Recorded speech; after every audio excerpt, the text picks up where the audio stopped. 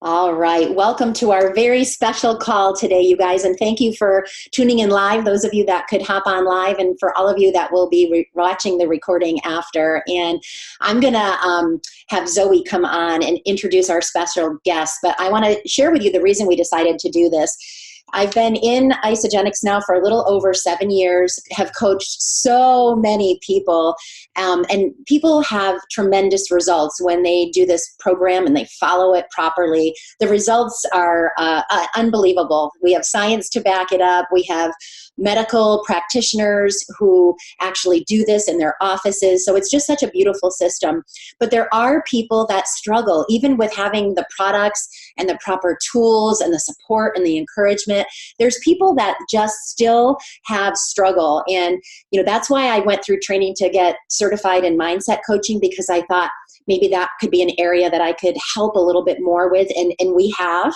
And we've had people that have even locally, like I see Sarah's on the line with us today. She's personally coached a couple of people that have lost 100 pounds and kept it off. Chris's daughter is one of them. Chris is on the line today, and her daughter has lost 100 pounds. So we know this works. So what we really wanted to do today is maybe shed some light on food addiction and sugar addiction. And so often the people that struggle are the people that really haven't addressed the problem of the addiction. I'm sorry. Oh, I'm not sure what that was. Oh, you know what? Siri started talking to me on my phone. That's hysterical. So anyway, we are so excited to bring you our special guest today. And Zoe, I'm going to mute if you will give her a proper introduction, and then we'll start our interview with her. Yeah, so I met Dr. Bunmi on LinkedIn. I honestly can't remember why we connected. I think I sent her a message. She just seemed like her profile picture, she's like this glowing, beautiful woman. And I was like, wow, I feel like I'm going to connect with this lady. So I did. And we had a couple sweet messages back and forth. We had an amazing video call. And really, I was just looking to make new connections. I was just honestly looking for more successful women. And I saw that she was working with food addiction. I saw that she was working in nutrition. And the more that I read her profile, I realized that she had this beautiful mission to help people recovering with food addiction. And she's going to share her story with you guys. It's really, really powerful. But she's like the first person I've ever met that actually can certify people for food addiction certification. So she literally helps other nutritionists, personal trainers, dietitians, clinicians, and helping them understand how they can coach and how they can tackle the root problems of sugar addiction, of food addiction. And so I think it's just such a beautiful combination of, getting to that root problem and incorporating isogenics and holistic nutrition. So she has all kinds of certifications. I can't pronounce all of them. She has a lot behind her name, but I'm really, really excited for you guys to hear from her, because she has so much knowledge that we get to hear from today. So I'm going to let Dr. Bunmi take over, and I'm really excited for you guys to hear from her and really to hear her story today. Oh, thanks, Zoe. That was a lovely introduction. And if I talk too quickly, please tell me to slow down, okay? Right, so yeah, thank you very much, everybody who's, jumped on this Zoom. As Zoe said, I'm super passionate about helping people with, I call it food addiction, and it is a term, it is a medical term. Some people kind of shy away from the term addiction. We can call it compulsive eating, obsessive eating, but addiction only means doing something to the point of self-harm, whether it's drugs, whether it's gambling, and whether it's food.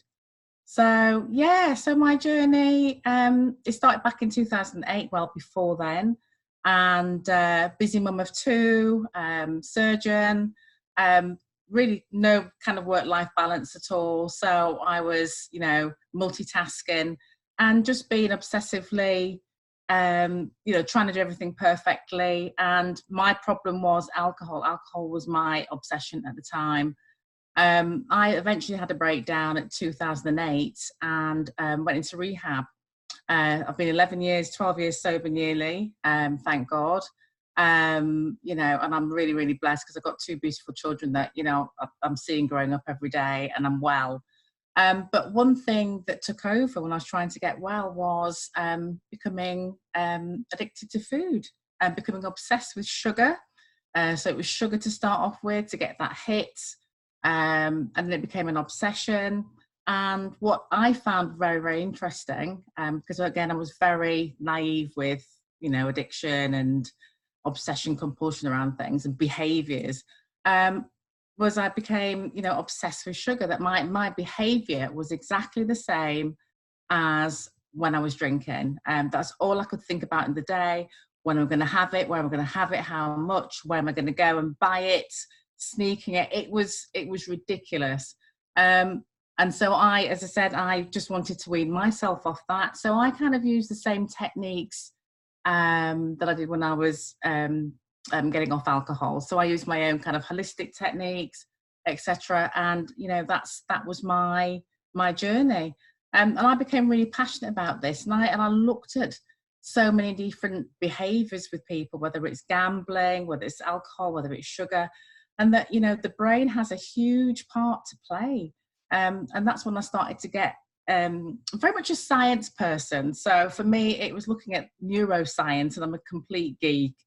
And, you know, it explains so much of our behaviors. You know, it was real drivers. Hormones imbalances were real drivers. But the brain can be easily hijacked with processed foods. You know, there's certain parts in the brain that are hijacked, called the limbic system, and it just hijacks the brain. So it kind of forgoes any other comforts. It'd rather have the food or the alcohol because it's highly processed. It's like alcohol's highly processed. It's a grape that was, you know, refined to alcohol. Same like, for instance, heroin was refined from the poppy. So all the inner essences of things that were natural have become refined and then become very, very powerful addictions. So the neural pathways of the brain change. So this really got me really excited. And I thought, you know, a lot of the time, you know, when we're trying our hardest, you know, willpower, it doesn't work. You know, when you're trying to diet, when you're trying to lose weight, when you're trying to stay off something like cigarettes, that, you know, our willpower actually shrinks. And there is a scientific reason behind that. Willpower is a scientific part of the brain. It's called the anterior cingulate cortex, and our willpower depletes very quickly. Because we're multitasking all day long. We've got kids to look after, you know, we've got, you know, busy work life, we've got email lists to go through, you know, we've got all this. So the brain cannot, you know, this part of the brain is depleted, and we call it the willpower gap. And the willpower gap is when, you know, we are tempted, when we do fall off these diets, so that's why we cannot rely on our willpower.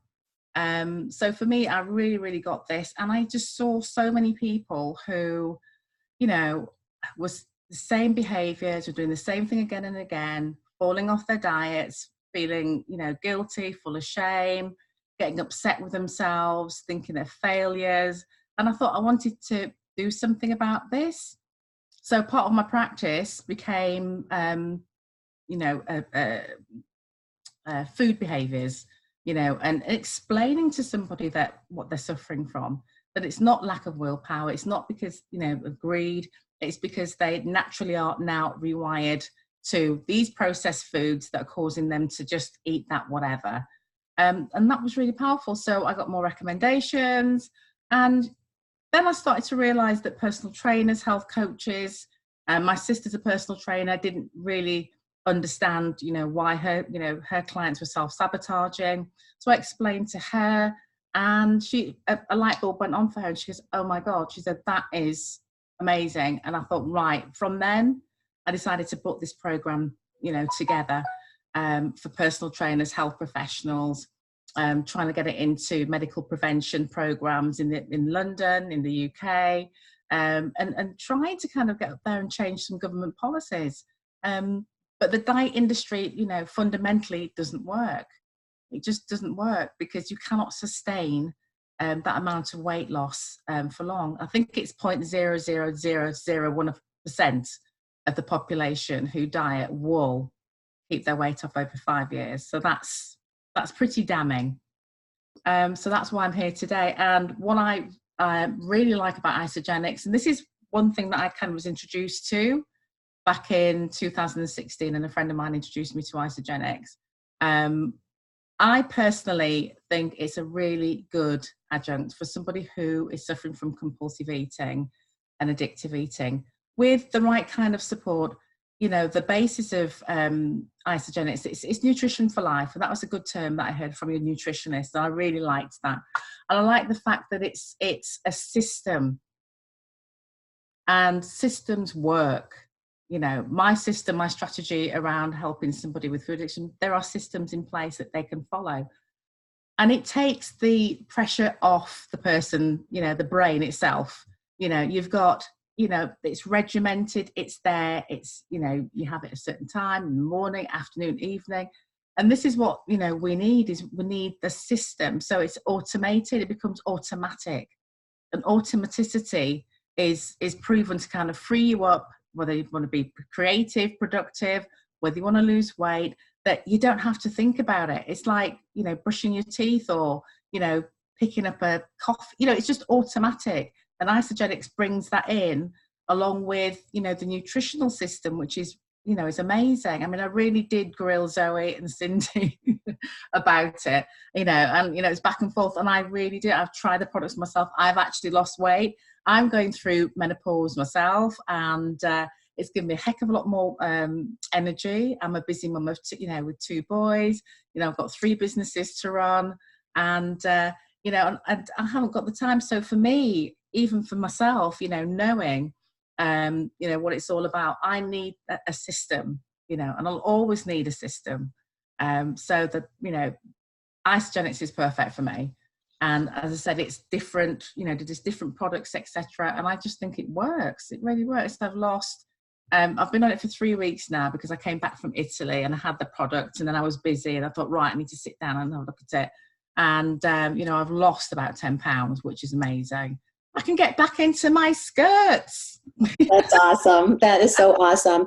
So what I really want to chat about is, you know, I believe with the proper mindset and coaching and support, that people that are doing isogenics, that are really wanting this healthy lifestyle, there is hope. Like, I think so many people come into this and they may have struggled with their weight and food addiction their whole life, and have just really created some very unhealthy habits, and they're filled with fear, and some of them start and stop and start and stop. And so what I'm hoping by the end of this 30 minutes together, you can really give them hope that this is something that they can fix forever. And that's why we really don't use the word diet with isogenics. We really want people to understand this is a lifestyle. We want them to be healthy living forever.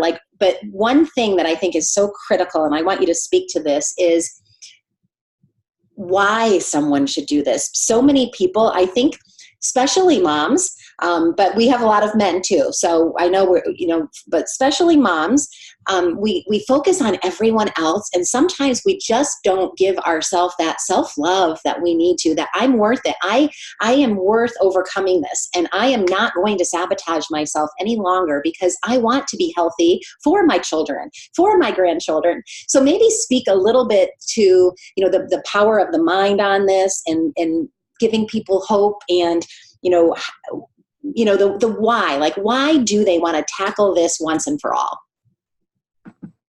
Oh, well, thanks very much, Cindy. I think you've answered the basic question of someone, you know, becoming committed to, you know, a lifestyle choice and getting well. There is a big why. It's looking at the motivation and the hopes, and that's something that's really important before anybody starts. Is what is your big why? Why is it? There's no point saying I'm going to go onto this regime or this change in lifestyle if they don't know why. And a lot of women, especially, I mean, I know it myself, that, you know, it's about self-worth, that we always feel like we come last, you know, that, you know, we put the children first, we put the husband first, we put the job first, you know, everything's first. We're by nature, we're nurturing, you know, we're nurturing beings. So we give, and we deplete. And sometimes we just don't feel like we deserve to look after ourselves. And one thing that's part of my program is what I call radical self-care. And radical self-care really does mean, you know, taking yourself out of the equation sometimes and having that walk in the park on your own. It's going for having a lovely hot bath. you know, and a lovely hot soak. It's going to yoga. You know, you come first, because if you don't come first, you know, and if you suffer, everybody else suffers. It's a ripple effect. You know, you could be cranky, you're not looking after yourself, you know, husband suffers, the kids suffer. You know, you want to be congruent with what you want to do. You know, your body, your mind, your health, everything needs to be in sync to be able to work properly. So that's one important thing for me is, you know, self-care. Let's incorporate self-care during the week, whether it's once a week or it's twice a week. You have that downtime to be able to do that. And we're all very, very guilty of being busy for being busy. It just doesn't exist. You know, we can make ourselves as busy as we want to be. So it's taking that out of the equation as well, and managing time. But as you said, you know, self-care is very, very critical. And it is talking about you're good enough. You know, I'm not good enough. I'm not pretty enough. I'm not thin enough. You know, all that's just rubbish. You know, everybody's good enough. That's our blueprint. We're all good enough as we are now. We just need to tweak things. That's awesome. How about, what kind of tips can you give people? And we're going to tell you guys all how you can connect with Dr. Bunmi after and follow her and learn more from her. She will even do a Skype call with you to help you. But what kind of tips can you give people watching this call that, you know, really want to, you know, several of these people on today live are coaches. So they're already coaching people. So they're on because they want to learn how to maybe, you know, help people that are struggling with food addiction. And then some are going to be on and watching this that they know they need a little extra help themselves. I'm thinking of one beautiful friend I have that has really struggled with her weight for a long time, and she is done struggling. Like she's understood, she understands. She's been sabotaging herself, and probably she would say her problem, she'll say, is emotional eating, which I know that's a big thing for a lot of people. So people that maybe are emotional eaters or crisis people that go to food when there's some kind of crisis or stress in their lives, what kind of tips can you give them that they could start doing right away to try to start working through this? Lovely. Right. So number one, I'm a big advocate of building a buddy system. You know, that's really important. You know, if your coach isn't there, you know, if I'm not available, then we've got, you know, build up 3 or 4 friends that you know you can pick up that phone to anytime. Yeah. You know, you might have couple of friends who may say I'm available in the morning. They may be busy people as well, maybe morning, afternoon. Couple of people in the afternoon, evening. So when you're feeling tempted and when you're feeling low, or when you're feeling like, oh, I can't do this anymore, pick up that phone before you pick up that processed bit of food. Pick up that phone and talk. Yeah, even if it's 10 minutes. And it just takes the wind out of the sails of temptation. So build 4 people, get 4 people that you know, give them a bell and just say, would you be happy to talk to me? You know, if I'm feeling tempted, if I pick up the phone within a reasonable time, not middle of the night, I suppose, but, you know, there might be somebody who's middle of the night and they'll speak to them. So that's one tip. Number 2, you know, temptation comes at any time if someone's at a party or an event, you know, and there's food, you know, you're on your regime, you know, isogenics, and then there's all these platters of cakes and biscuits and whatever. And it is really tempting. Then just go to the first person that you've never met before and say hi and introduce yourself, and, you know, and ask what they do, and, you know, build a conversation. So it's about getting out of your head, you know, so getting away from that temptation and that obsession, and, you know, see how somebody else is doing, you know, and after you've done that, you actually feel so much better. Scientifically, you know, it's been proven that by, you know, helping somebody else or engaging, that it just takes you out of you. You know, the next thing is, I like gratitude, you know, and write down 5-10 things you're grateful for. And I sometimes do that first thing in the morning, and I wake up and I thought, what am I grateful for today? Yeah. What am I grateful for? And why am I grateful for it? Yeah.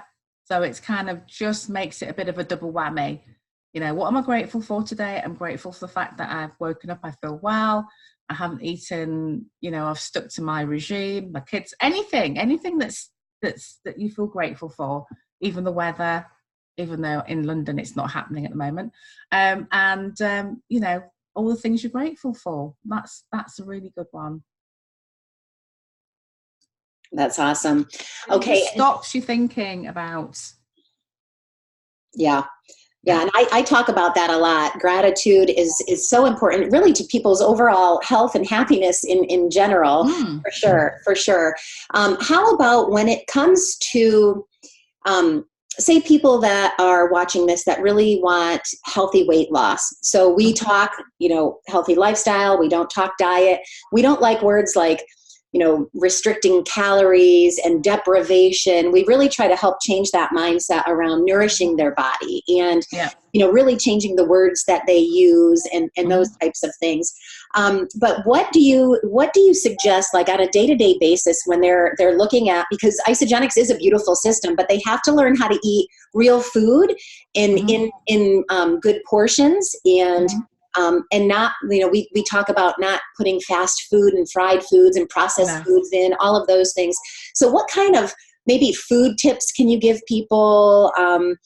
We have a beautiful app that's free that they can track what they're eating. So it's wonderful. They can, you know, say they've gotten in their products for Isogenics, and then they can actually track the food they're eating too. Do you find tracking is helpful for people that struggle? So what kind of tips can you give that way? I would say, I mean, it's very easy to kind of go into diet mode, and it's not counting calories or anything else.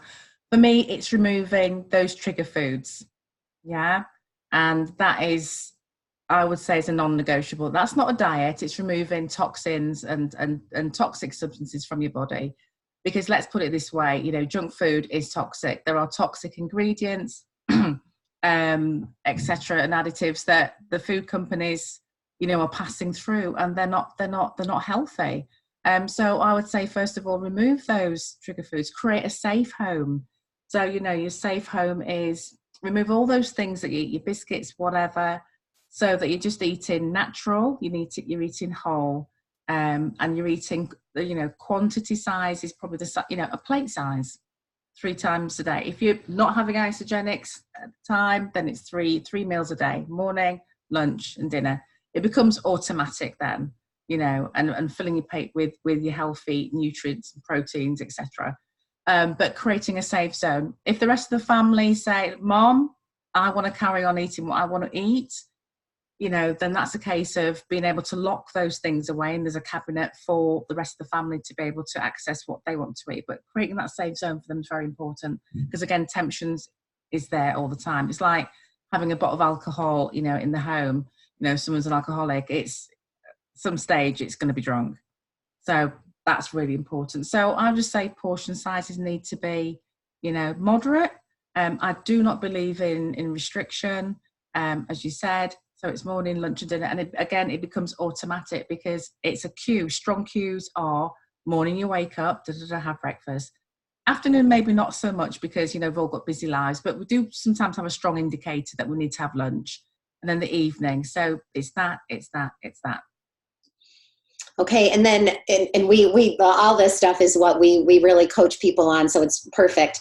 How about, what tips can you give for people that maybe have small children and they're running a lot and they're out of the home a lot? So maybe, you know, for us, you know, we're usually doing 2 shakes a day, 1 healthy meal, and healthy snacks. So 2 to 3 healthy snacks throughout the day. And maybe that's a challenge for them. What suggestions can you give for maybe planning and preparing for that versus being out and about, starving, and then hitting a drive? No, sorry, that was one thing I was going to add, actually, is pre-planning. So, you know, you're pre-planning from the night before what you're going to eat, what your breakfast, lunch, and dinner, and what your snacks are, so that you're not tempted to go to have the muffin at Starbucks, that you've got that with you. So you've got it with you in your bag. So there's no, you know, the focus is there. So all the variety of foods out there you don't need, you've got it there in your bag. Great. And is that what you're trying to, is that what you mean? Or? Yeah. And I think planning ahead really helps people, because I think a lot of people get into trouble with their weight because of time and not planning. And so they're doing things quickly, grabbing things out and about. And, you know, there might be some healthier fast food things out there, but, you know, for the most part, if you can plan and prepare, you're going to save yourself I think so. And also when you start introducing too much variety, then, you know, at the time it can be very, okay, I'm off again. So that's why a system's really good, because at least there's some control. You know, when your choices, you can cope better. But when you start, you know, introducing something that you just found, you know, in the shop or this and that, it becomes, again, you've got all this choice in front of you that you can look at. And the brain kind of goes, whoa, I've got this, I've got that, I've got the other. Right, I'm off my plan. That's it. Mm-hmm. Okay, one more question I have, and then Zoe, if you have some questions, as I know I've been asking them all, if you've got some, you can go next. I would love to know, you know, you explained how you kind of switched one addiction for another, and I've seen that. I've seen that with people that have maybe more addictive personalities. How can you address that? Like, so say the addiction is sugar or food in general, and they really want to tackle that food addiction. Do you teach people to replace the bad addictions with good addictions, or is there a way to feel like you're addiction free, that you're healthy and you're not? I think the reality is, if there is an addiction going on there, that the brain will want to look for something else. So, you know, no one's totally addiction free. We've all got our little habits that we have got our little addictions, whether we like it or not. I do create an awful lot of awareness around this. So, you know, when somebody comes onto my program and we start talking about cross addiction, that is something that I do talk about. And that, you know, to be aware of if you become obsessed again about something, and it's something that, you know, you become obsessive about, whether it's running, you know, shopping, people start maybe gambling on their apps, that kind of thing. So it's just to be aware of this. And, you know, if you're a coach, you know, once you know your kind of client really well, then you begin to kind of pick up, you know, oh my God, I'm going running for, you know, 3 hours a day, you know, before work. You know, it's obsessive. When something becomes a predominant thought again, we know we have to rein that back. So first of all is awareness. And secondly, is not say, oh, jump from running to doing something else. It's just tailor it down again. Be mindful what you're doing, because what you don't want to do also is them to go back to, you know, the original addiction, which is the food. So it's tempering. It's all about balance. But all these things will come up. This is, you know, trial and error, until that person gets balance. But neurochemically, if they stay on their regime, it starts to balance out. So the brain starts to level off again after 3 months. You know, it's scientifically proven after 3 months, the brain starts to level off. If someone sticks to a regime, then 6 months, and then by 12 months, you know, your brain's kind of back to normal again. There's no, you know, up or down. It's just all nice and level. And the person's, you know, level-headed, I suppose we could say. Yeah, it takes a while. It takes commitment. You know, and there's no fast solution. You know, it takes commitment. It's a lifestyle choice. You know, and as myself, I came from being very busy. All of a sudden, I was very busy, working mom, breakdown, followed some systems, you know, that really helped me. You know, and my freedom is amazing. You know, I've got to set up 2 more businesses. I've got time with my children. You know, systems give you freedom. You don't have to think about, you know, my addiction or my this or my compulsive behavior around food. You know, it just frees you up, and that's it. And you can create the life that you deserve, you know. Yeah. Awesome. Dr. Bunmi, I had one question just because I don't know if it's a generational thing. I feel like it might be, just because I know so many women my age that do struggle with you know, I guess the diagnosed food addictions like bulimia or anorexia. So I guess like my question is like, is that something that is very similar to like, I mean, I guess that is a type of food addiction, correct? And is that like the same course? Is that the same type of, I guess, coaching and treatment that you do, or is that a little bit different from what you do?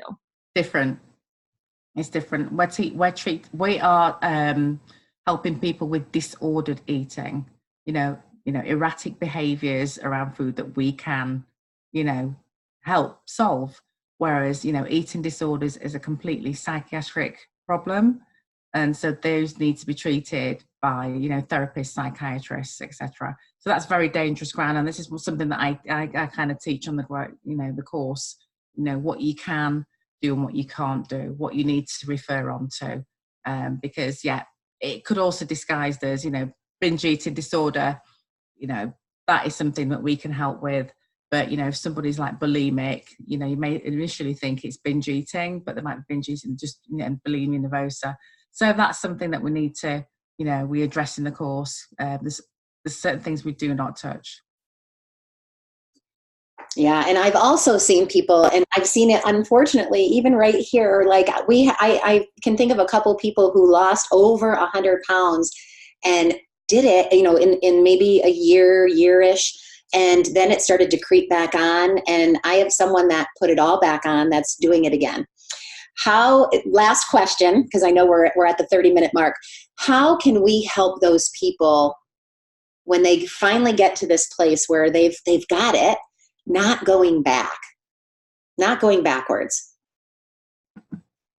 Right. Okay. So I think what I particularly do with my clients, it depends, where they are on the susceptibility scale, is it's a daily thing. So there's daily rituals and to keep them motivated. It's maybe being part of a network. So, you've got a buddy system.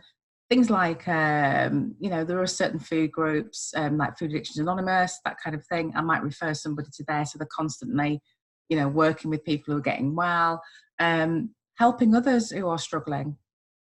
I think that's very, very important. So again, they become buddies to people who, are struggling, to help them. That keeps them well. So all the things I talked about with the gratitude, etc. And also every so often looking at the consequences of what happened when they were 100 pounds heavier. What was their life like then? And that's something that I get, clients to write out, what was my life like, when I was 50 pounds heavier or 100, and they don't want to go back to that. What's your life like now? And it's work in progress. It's work in progress. And then it's easy to relapse. That's why we have kind of a relapse prevention program, on my courses. If somebody does, fall off, how do we get them back on quickly? To prevent them gaining that 100 pounds, and also what's going on. Somebody might gain 100. There might be something going in the home, at work. We just need to know what's going on, and if they can constantly be self-vigilant, this is it. So it's all about awareness about yourself, knowing who you are as a person. Why do I do the things I do? Let's get to the root cause of it. So all those systems and building an ecosystem around the person. So that they are fully supported, so they will never, ever get to that point again. That's the way to do it. Well, I could listen to you all day in that beautiful accent, and this has been so helpful. So I know we're going to type when we share this recording all the ways people can get a hold of you, but there will probably be some people that hear this message and just say, that's me she's talking about, and I need help. How can people follow you, find you? Because you are in the UK, and it's been delightful to get to know you through Zoom. Thank God for this wonderful technology. But how can they follow you, and what kind of help can you provide them? Right, so they can follow me they can actually email me, and then we can jump on a Skype call.